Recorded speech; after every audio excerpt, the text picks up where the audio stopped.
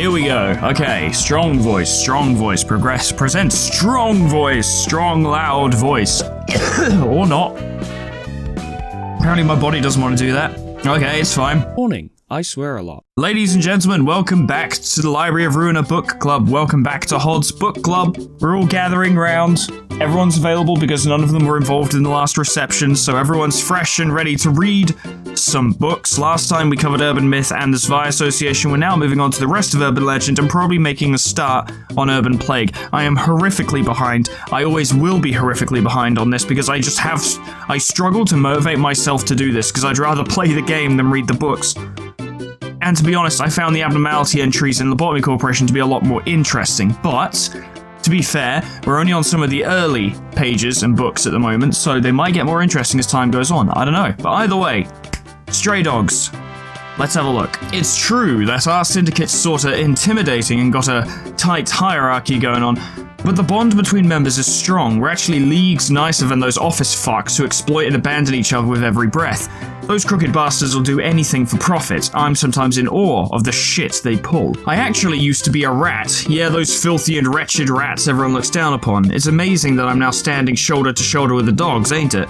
I busted my ass crawling up the ladder, I did everything in my power, got a small tattoo with the little cash I had, and rummaged through trash to find worn but still usable accessories. It was a damn tough climb, but now that I'm here, I'm starting to feel like it might have been better off to just live as a rat. Here, a strict barking order set between members. It's nothing like the rats, who move in close packs. Sometimes I do miss my old family. I mean, it makes sense that the stray dogs probably recruit a lot from the rats, like it'd be a very informal recruitment process as well, probably just fucking poach people half the time. Or at the very least, all they'd need to do is approach a rat, and the rat would be like, yeah, sure, anything's better than this, but you know, the higher up you go, the more demanding it gets.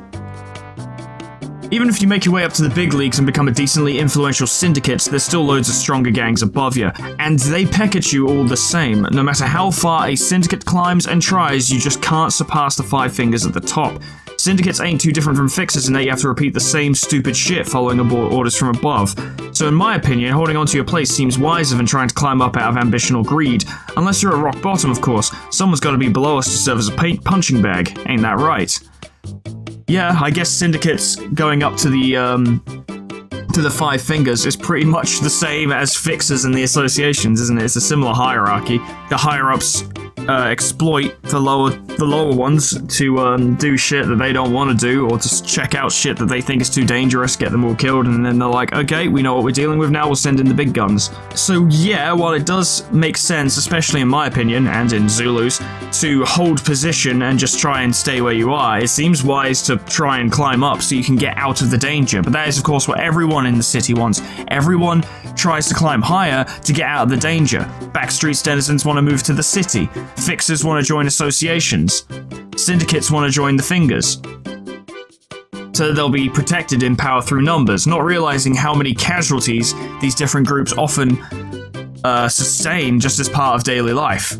And that's how they maintain their power. Tattoos are the cleanest type of augment procedure you could get. I only got it because Zhongmi pushed me to give it a shot. I'm pretty satisfied with the result. It doesn't cost an awful lot, and it looks pretty damn nice, too. Weak-ass wimps run away at the sight of my tattoo, but you see, coolness isn't the only notable feature of these tattoos. There's tons of tattoo types depending on the quality of the ink and the material used, but generally speaking, you can have results like bursts of strength, or skin as hard as steel. It used to be a singularity, but ever since the wing owning the tech got snapped and its patent expired, everyone and their mother's been using it. Don't get tattoos that are too cheap though, you might wake up to find melted flesh. You get exactly what you pay for in this city. Bastards are only honest when money's involved. So that's interesting, because I've heard tattoos mentioned up to this point, but didn't really know what they did, or what the purpose of them was, or even how they worked. But not only are they apparently a singularity, but it has similar effects to general bionic augmentations. You know, bursts of strength, skin like steel, these are good things to have, and I'd want a tattoo anyway, so if I got a tattoo that looks cool and also made me stronger, it seems like a win-win. And it seems like the stray dogs are packing tons of these. Some fools laugh at these accessories I'm wearing. They think I'm a glossy punk trying to look cool, figged out with random ornaments without a second thought. What they don't know is that these ain't just for fashion. They're good for making arrogant idiots let their guard down, but before that, they're workshop products with real practical uses. You heard about how people use belts to choke others, didn't you? These accessories are similar to that. They're useful for beating someone to death, though I gotta take the risk that comes from using them. Expensive gadgets crafted crafted by premium workshops have almost zero side effects. On the other hand, this ring, for example, lets me deliver a harder blow of my punches, but it chafes the skin of my hand at the same time. This one's on me for using it for too long, and I hear quality products usually get regular repairs and maintenance to prevent that. The side effects on my gear is pretty minor and negligible, but in worst cases, you get some poor sod whose neck got snapped by the necklace they were wearing. This is a surprisingly, well put together and verbose entry from Zhongmi of all people, who, if you recall, our one and only introduction to him was literally beating a Zwei fixer to death with his bare hands, screaming at him for not upholding his promise. But yeah, tattoos and accessories appear to, have some real practical effects, and I suppose this comes down to the battle ornaments or symbols or whatever the fuck you unlock for your librarians. Like the hat we got, which is apparently really rare, the Warp Corp hat, and a bunch of other things, although those effects are really minor. I haven't seen a single battle symbol that really made a difference, other than I think that analyst one, which increases stagger resist, which is useful, but the rest of them are like 5% chance to do +1 damage if your opponent has like 5 bleed, which is negligible, and even if it did make a difference, you probably wouldn't notice. But that's the stray dogs. They came and went. This will be short. Oh god, I forgot about other. Oh god, I forgot. We'll do this first because these are less important, and then we'll move on to Molar Office. Axe Gang. I'm curious about these guys. Our syndicate's well acquainted with the guys at Hook Office. We used to chop and rip and tear together before they moved on to Fixer business. We were the best buddies. The two syndicates had a wonderful time with each other. We do still help them out sometimes nowadays. You thought Fixers and Syndicates were enemies for life? Well, you could say it's a long-standing love-hate relationship. Usually a Syndicate causes a scene and Fixers come over to take care of it. But think about it for a sec. If Syndicates didn't exist, more than half of all officers would be out of jobs, essentially unemployed, you get it? It's a symbiotic relationship right there, so don't be so cold to us. I mean, I wouldn't be surprised if Syndicates and Fixers are in cahoots more than people are generally aware. You could even have a pretty easy scam going where a syndicate shows up, starts trashing the place, kills a few people. Then the fixers come in, they're hired to come in to take care of them. The syndicate, oh no, and quote-unquote retreat. The fixer office gets paid and then shares the profits with the syndicate. Easy money. And both sides win. It's possible. If you think syndicates are nothing more than gangs of ugly and bad guys, then let me tell you that's an outdated bias. Of course, we're freer than fixers who have to follow orders and requests from associations. A lot of us kill people and do some wicked shit for the sake of cash. I'll give you that. But others aren't too different from your average fixers, I'm telling you. We get requests and solve problems, though our group's moral compass is tilted a bit to the dark side, so I can't give you a good example myself. Right, some syndicates actually do heroic stuff. Syndicates hunting syndicates. I asked them, hell man, why aren't you guys just becoming fixers instead? And they said they don't really feel like it, since they don't want to get entangled in formal stuff, and there's just too much to prepare to get a license and everything. Well, who's to say syndicates can't be the good guys, right? We're living as we like in the back streets. So that's interesting, the idea of syndicates doing good. It very much leans into like vigilante work, and you get like the examples of like, Robin Hood and his gang, and Batman, but like people who operate outside the law to do good things. And it comes down to that classic moral question where it's like, if you're doing good things but breaking the law, should you be doing it? Shouldn't you be doing it? Should you be regulated? Do you need to get entangled in the formal stuff and get a license to ensure the safety of the people around you and to make sure you're doing the right thing? Or is it better to operate outside of those constraints to deal with situations that those constraints prevent you from taking care of? In this fantasy game of mine that I keep bringing up, that could be a cool factor where you could be a syndicate instead of a fixer office, and there would be disadvantages to being a syndicate. For instance, people either higher-ups don't take you seriously and normal people are probably quite scared of you, but you would probably have more freedom and more opportunity to pursue certain objectives or do certain things. Instead of waiting for a job to, take down a notable group, you could just go get rid of them. You could kind of have a financial system balanced off like that, where fixers don't really get to claim loot and stuff, or lose reputation if they do claim loot, but will get paid for doing the job, whereas syndicates don't really get paid because no one hired them to do it, but they get to take anything they want, basically, as well as operating generally outside of the rules, which means, really, you could just go kill someone and take their money if you wanted. There are ways to go about it, It's a cool idea. Really, does being a fixer sound cool to you? I suppose it seems nicer than the likes of rats swarming about in the back streets. It does have a professional charm to it too. But this is a tough job, I tell you. It might be better for you to try and enter a small company to do desk work instead. If you really believe that fixers are cool, then let me tell you something. Fixers have to risk their lives at every moment. I know, it sounds silly. Everyone already struggles and fights for their life, so what's so special about us? But at least you won't have to hear of your friend's death while you're having lunch. You pack your favorite food, savor its taste, and when you're about to swallow it, know how it feels to choke on it? Your friend's head suddenly rolls over to your feet. Things just happen like that. Syndicate grunts rush into your office all of a sudden, heads are blown off, and a gruesome fight breaks out. It's the so-called office raid. Are you still not convinced? Syndicate or fixer, once you set foot in this business, all the things will bind you like shackles, slowly dragging you to the bottom. The sheer weight is going to tire you and you'd no longer be willing to go back up. Go back and think again carefully. It's not too late for you to make the right choice. Office raids would be a fantastic gameplay mechanic in my proposed game. I don't have a lot more to say on this because this is what it is, so I'm just going to keep talking about my game. Because it leads back into that financial financial mechanic that I was talking about before. Obviously for syndicates, a fantastic way to make money would be to raid an office. It's extremely risky because you're attacking somewhere that is guaranteed to have combatants, and probably skilled combatants, in it, but the loot would be incredible. Not sure how well it would work for fixers themselves if you were playing from their side, although I suppose you can take the syndicate stuff, so it might be an opportunity to get rare gear, or stuff to sell. Oh, I see, grade 7 fixer page 2 is the same. And this is different, okay. Yeah, because those two are literally the same, they just have different colors, I see. Who said a fixer is a free man? Must have been some no-good show-off who told you that. Kid, that's our dream and nothing more. Fixers are managed by offices. Most of our jobs come from the requests the offices get, so we're virtually out of work without them. And our offices are managed by the 12 associations, and on top of those 12 is the Hana Association. Our lives are subordinate to layer upon layer of hierarchy. I'd love to hear what that supposed freedom is, according to them, because I don't see it. There's only one way to achieve that pipe dream. A fixer's freedom is only truly complete when they are given a color from the Hana Association. Don't go around proclaiming that you'll become one of the colors, though. You think it's that easy to break free from these massive fetters? So even getting into the thing, which is supposed to be, the ability to become free and be able to do what you want, wherever, and become strong enough to look after yourself, the reality is that you actually just set yourself another goal. You have to become a color. And how many colors have there been in the city? I can't imagine there have been that many. I mean, I have no context for it. We're only aware of 2 colors? Maybe 3, maybe the purple tier is also a color? But we've heard so little about them that I don't know. That could just be the name of their organization. They could be an individual, they could be an organization, I don't know. We've heard of 2 colors, maybe more have been referenced, but there's been a lot of dialogue and I can't remember them. So, this schmuck isn't going to become a color fixer. Neither are they, neither are they, neither are they, neither are they. It's almost a pointless thing to dream for, really. All people and firms generating income in this city must pay their taxes, in addition to the fund for work-related expenses, such as maintenance of equipment and monthly rent for office space, which is already a lot.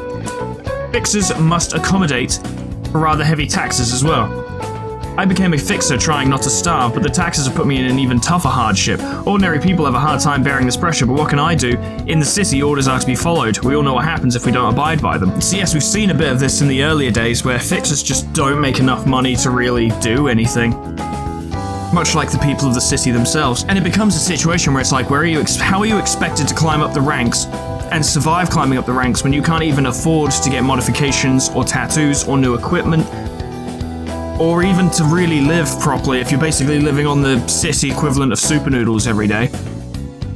Like, it's a trap. Of course it's a trap. It's already a trap. Everything in this fucking city is a trap. But that's all of the others. I'm curious, actually. Let me have a quick look. Okay, yeah, it's not so bad on Urban Plague. But there's just a lot of factions. Fuck.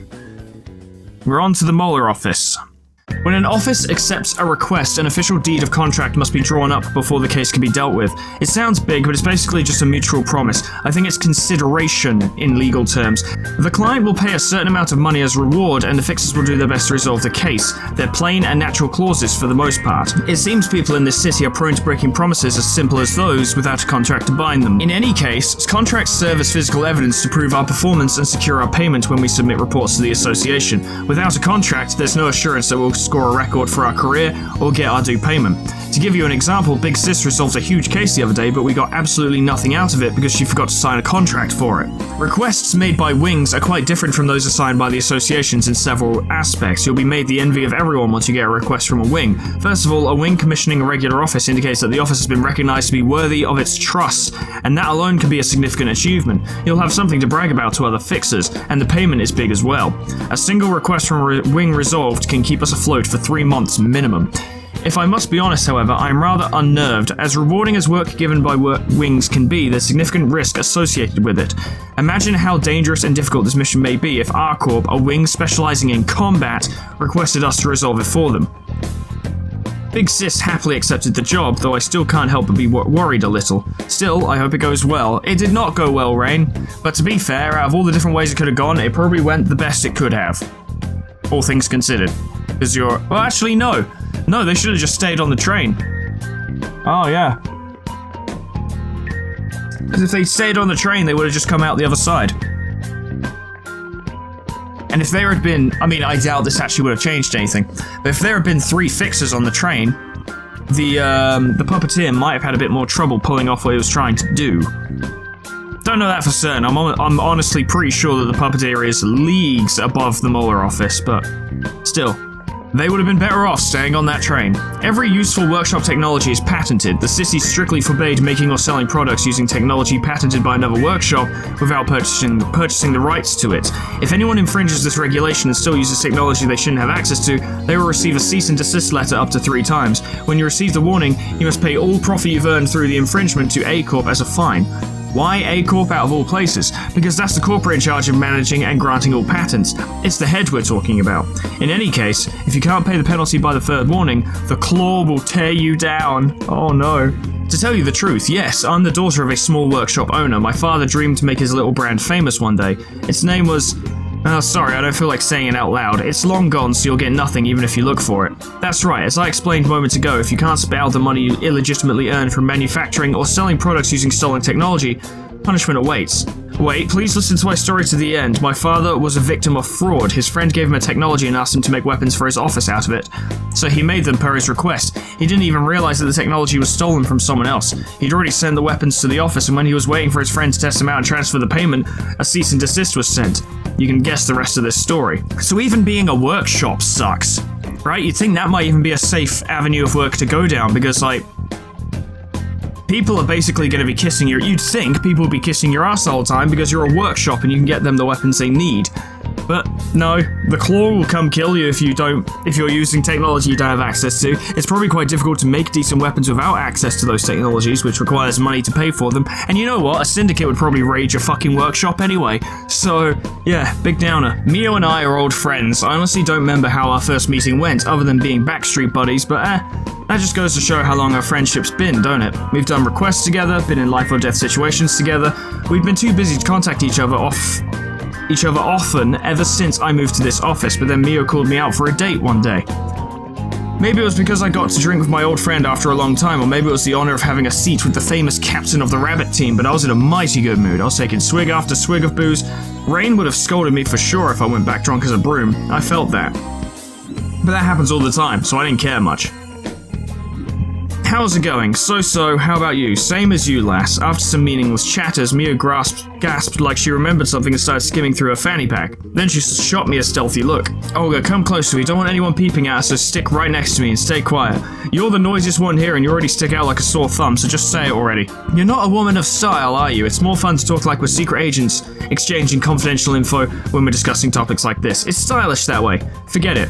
Our corp has been investigating something of late. Are you giving work to our office, or are you just bragging? By the way, I guess it's pretty serious if our corp is paying attention to whatever that is. Just how big is it? Oh, I heard people have been going missing lately. Does it have anything to do with that, or... Shut up and listen for a sec. You always have too much to say. Here's the deal, Olga. I've got a lush grassland to show you, so graze it to your heart's content and bring some of its veggies for me. How's that sound? Some words she chose. I clicked me tongue and took a close look at the black card and warp train tickets. Mio pushed to my side, before drinking off my glass and agreeing to give it a go. I wouldn't have taken it if I'd known it would bring us to this complete lunacy. Yeah, it was a fucking nightmare, wasn't it? And you have to wonder how much of it Mio was aware of. Maybe it's just my expectation for every character in this game, but Mio doesn't strike me as the type as really being like super emotionally invested in friends and colleagues. Maybe she can pretend to be, sure, but I don't see her being actually like, you know, I wouldn't be surprised if she set Olga up, is all I'm saying. Or at least used her to scout, much like all the other higher-up places do. Either way, it did not go well for them. Well, in the interest of actually catching up, let's keep going. Let's keep going. Oh, cool. At least this is short. There are many important things to consider as a fixer, and attire is one of them. A fixer's attire is the most effective way to signify the image of an office. It's important for an office to show that it has formality and class. Most offices have a set dress code for that reason. As much as it's necessary to choose the right attire according to the code, the most important factor is the fabric that clothing is made of.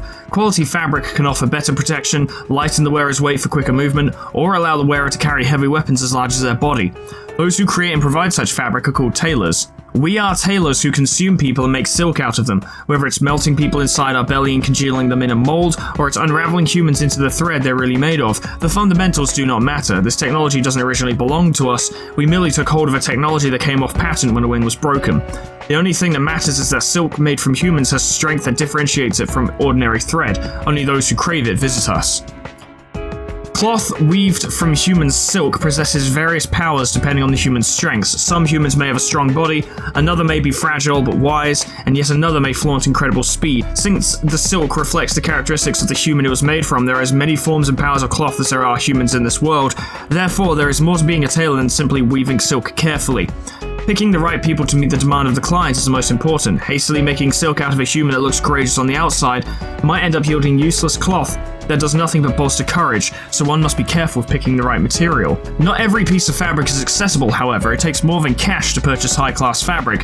One must earn the favor of tailors first and foremost. Many tailors will only give their best fabric once the trust between them and their client has been established after complex turns of events. Because of that, tailors who make high-quality fabric usually belong to an organization and create cloth exclusively for them. But we were different. Until the Index gave us a prescript, we did our work without taking orders from anyone, unchained to any syndicate or other organization. We were free, as some may call it. L8372-928 eat 15 sweepers and extract silk from them to make fabric. So what kind of silk would sweepers make? Right? That's very specific. Because we've established that different people create different kinds of silk, and that silk carries characteristics from whatever it was made from, down to the individual. So sweepers. Durability, perhaps? That ability that allows them to just not die for a few hits? I don't know. The ability to eat things? Who knows? And why did the Blue Reverberation want it for their suits? What was special about it? For now, we don't know. We probably won't know for a while. There aren't many workshops that can craft guns. Setting aside the low demands, the difficulty of acquiring a firearms manufacturing license and the head's strict guidelines are the biggest limitations. The guidelines include clauses such as the maximum length of the gun barrel must be shorter the higher the gun's caliber is. No gun should possess the firepower to penetrate steel or building walls. A gunfire sound must be audible, and I haven't even sided with the bad ones yet. The first page of the guideline boldly states, do not research or imagine technology that infringes the firearm manufacturing guidelines, as provided by the head along with the license. I'm not a gunsmith myself, so I don't know the details, and frankly I don't want to know any more than that. There certainly are workshops permitted to make S-Class firearms, but I'm guessing only 3 to 5 of them exist in the entire city. Who do they take requests from? Where are they? And what kind of people run them? They're all a mystery. The most I could hear was a rumor that an S-Class workshop exists somewhere. People say that the head put heavy restrictions on firearms because they don't want its denizens to be harmed too easily. It's true that a gun can effortlessly kill a person with one well-placed shot. That's not all. The assailant doesn't have to show themselves to attack, and a flying bullet is simply too fast for the average person to track with their eyes, making it a fine weapon for stealthily killing others. But making it harder to kill people doesn't seem good enough a reason to impose such restrictions. What about the countless other trifling and useless methods that exist to kill people? I just cannot understand that they would see this solely as a philosophical issue. Are you asking if it's because the Wings don't have sufficient technical expertise? I'm not here for senseless chatter. The Wings could easily make superior weapons with their technology. There's no real reason they couldn't improve upon the current designs. There are probably some people who feel the same as me. They don't question it further or try to dig deeper into the truth because, well, they have their hands full of making their ends meet, and they don't want to risk losing it all meddling in business secrets, I suppose. I think I know why the head does not allow this. Because consider the kinds of technology that are in this city, right? We got stuff that keep people alive even after they should be dead. We got tattoos that make people's skin turn to steel. The point is, we're really pushing the boat on what reality and physics can actually manage. If someone actually managed to apply all of that tech to guns, that begins an arms race. And that arms race doesn't end until the city is a crater. This is a pure nuclear weapons story. They had to put a limit on how strong guns could become because it would mean that any fuck on the street could pick up a gun and level a district. They had to put a limiter on it. It actually makes sense when you think about it. Color fixers managed to become as powerful as they are. You know, through hard work and stuff, they managed to be the way they are, and currently Algalia is going around causing all kinds of problems. Imagine if you could churn out guns that were maybe not as strong as him or capable of doing as much damage as him, but reasonably equal to, or at least getting up there. Or you could give a grade 9 fixer a gun that basically turns him into a grade 1. Pandemonium, chaos. It would be insane. No, there is a very good reason why there are limitations on guns in this world, because the amount of technological power they could put into them is concerning.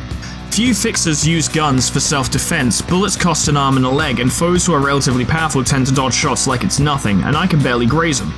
There's not a lot of ways to react to enemies closing in either. You'd have to be quick on the draw and shoot them in the weak spots. If you aren't, the other options are running away or grabbing some prop to guard yourself. Like hell, that'll save you.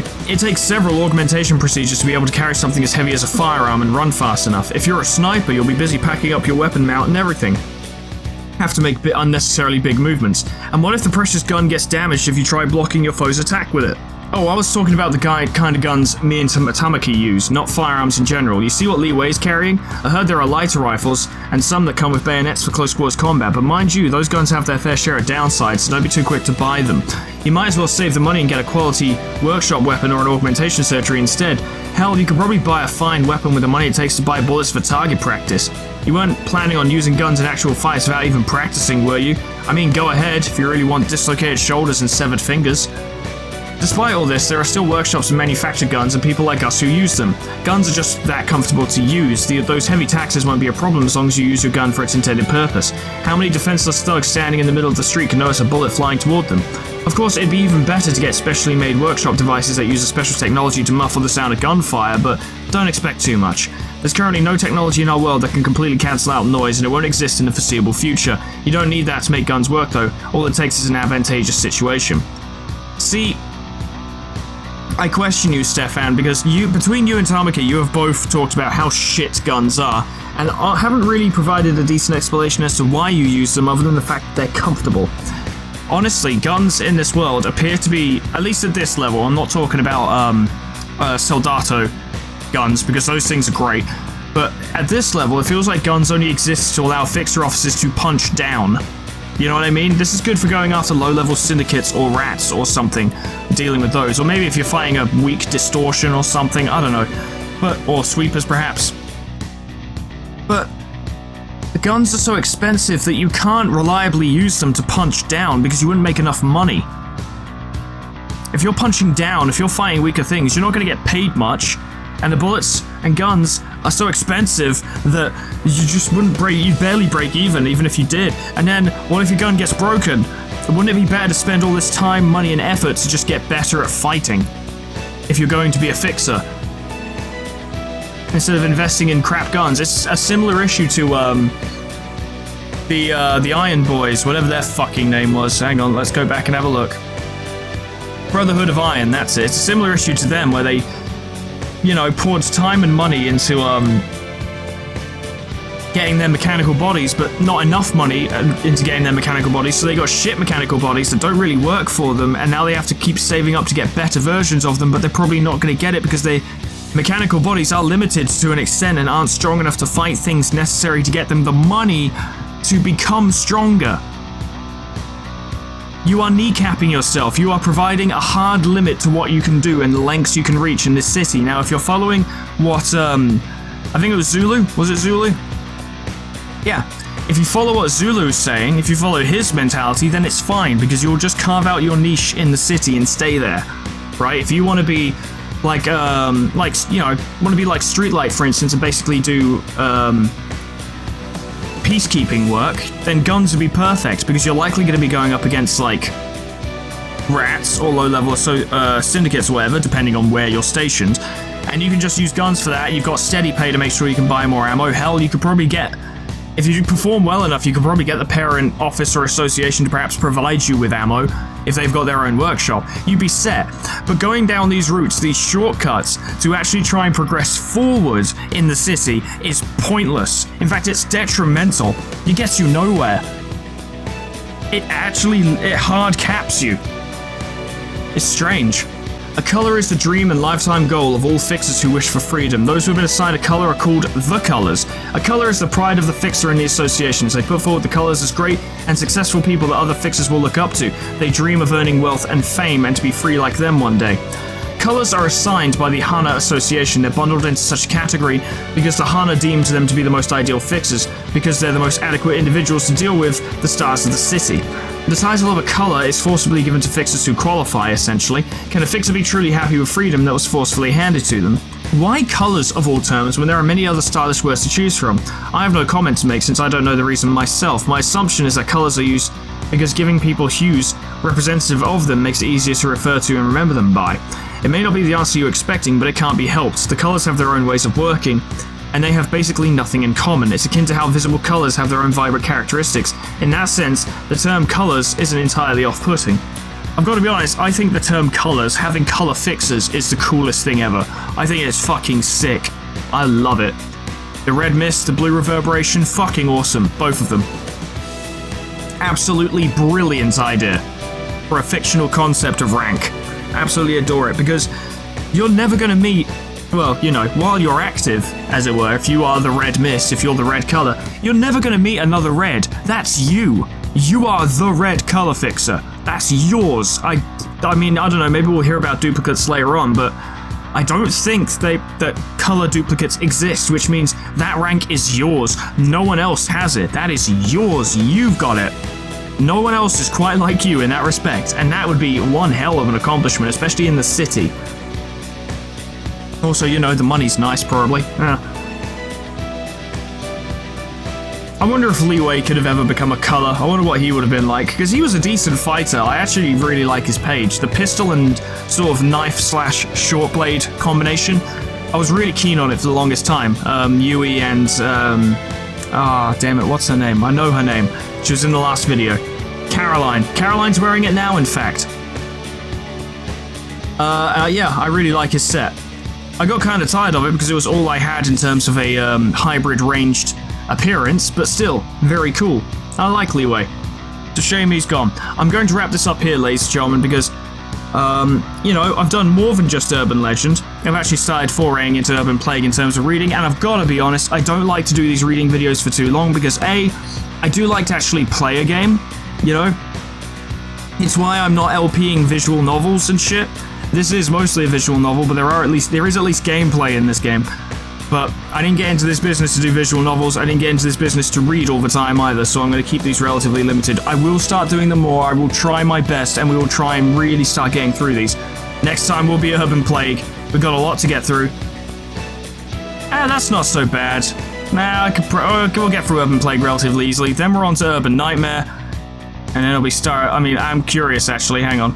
Urban Nightmare, let's have a look at you. Bunch there, one there, bunch there, yeah. These aren't too bad. Nah, I can get through these relatively easily, it just looks intimidating.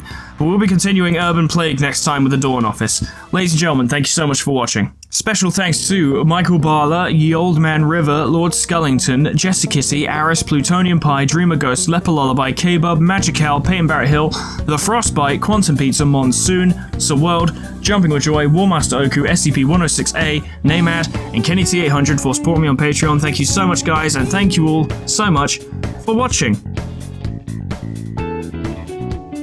I do like learning more about the city, I have to say, but I will be fully honest and say I do have to kind of force myself to do these book club videos. Don't get me wrong, when I get started and actually start getting into it, I enjoy them, but the prospect of sitting here and reading for an hour is not the most enticing thing ever.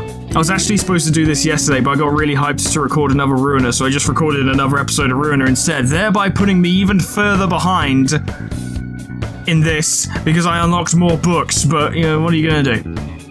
We will get through this eventually, someday, maybe. I don't know. I hope so.